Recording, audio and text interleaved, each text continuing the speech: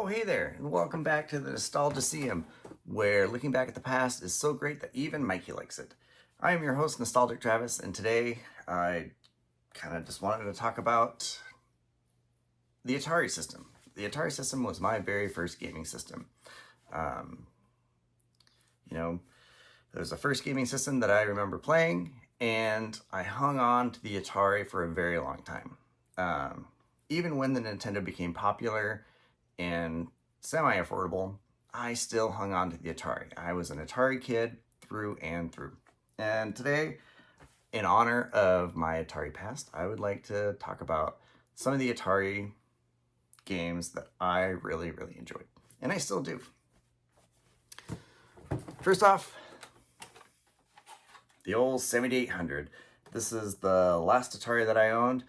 I'm not 100% if this was the most up-to-date, the newest, but this is the newest that I had. It came with a kind of futuristic looking controller, and funny story, I had broken my arm in the 5th grade and I had a cast. So the cast went basically from here to here with a little opening right here, and I was able to wedge my cast on the joystick, and I wore a groove into my cast because I played the Atari so much while I had a broken arm. Anyways, so games. Atari games, looking back, they were very simplistic. They didn't necessarily have all the bells and whistles, although they had a lot of MIDI music, so toots and beeps and the like. Atari games, for the most part, they didn't have a point. You just played it and played it and played it, and it would get harder and harder and harder until it was so hard that you just gave up. One of those games, classic Pac-Man. Now I'd play this game for hours and hours and hours. And I remember, I think the levels were based on fruit. And I think watermelon might have been the last level that I was able to get to. This wasn't necessarily one of my favorite games, but it's a classic, so it's worth mentioning. Now, as for favorite games, one of my first favorite games is Popeye. Now, Popeye didn't have a point. You just went, I believe, on 2 different levels, and it wasn't, the levels never changed, but they got progressively harder. So you'd play the same 2 levels, and they would just be a little bit harder each time that you played it. Now, I like Popeye because every time you ate the spinach, you would hear the Popeye the Sailor Man song, and that was kind of special to me. Granted, I was 5 when I started playing this, and so hearing the Popeye song, I mean, hey, it was a fun game. The next game, okay, so full disclosure, I do have a lot of my games. I still have my system that I played on. I don't have all the games that I'm going to talk about, but I do have quite a few. The next game that I want to talk about is one of the first games that actually had a point, that you could play it to the end and actually beat the game. And it was Pitfall 2. If you remember Pitfall 1, it was a jungle game where you jumped over crocodiles, you swung on vines, I think you had to dodge some things, but it just went on and on and on and on and on. Now, Pitfall 2, you did the same thing. You swung on vines, jumped on crocodiles, dodged objects, but you actually had a mission. And once you completed your mission, the game was over.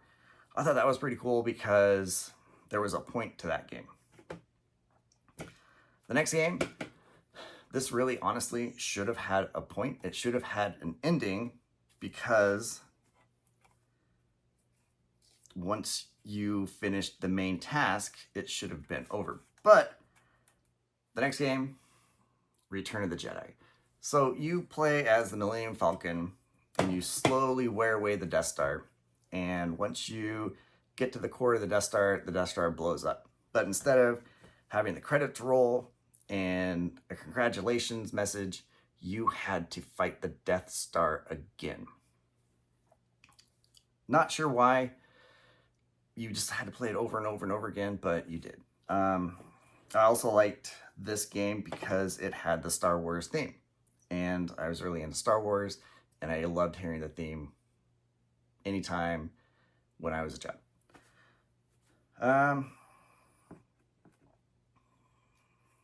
So one of the last games that I'd gotten on the Atari 7800 system was Food Fight. Now, Food Fight, it was a game that didn't have an end, but the levels progressively got harder, but they were still very fun and enjoyable. So going back to Pac-Man, when you'd go up in levels, it got very, very, very, very, very, very hard. Food Fight, the levels would go up and they were still beatable. And basically you would just stop playing the game when you got tired of playing the game. The last game that I really, really liked for the Atari system was Rampage. Now Rampage, if you remember, you play as a lizard, an ape, or a werewolf. I'm not sure why the werewolf was giant sized, but for the sake of the game, it was. And so you would play as one of these characters and you'd go through and you would destroy and level cities. Now I don't have that game cartridge anymore, but it was a very fun game because it would progress to different cities as you pass levels. Now I never got to the end of the game, but I always imagined, I mean, there has to be an end because there's not an unlimited amount of cities. So in theory, there should have been an end. Anyways, this is my favorite Atari games that I could come up with. Your games, your favorites might be different. I don't know. Let me know though in the comments. Thank you for listening to me talk about my favorite Atari games. Like I said, the Atari, it meant a lot to me. The very first system, you know, I thought I would ride or die with the Atari. I mean, eventually I did get a Nintendo, but the Atari was with me for a very, very long time. And as you can see, it's still actually with me. Make sure you like, subscribe, comment down below, and we'll see you next time. So long.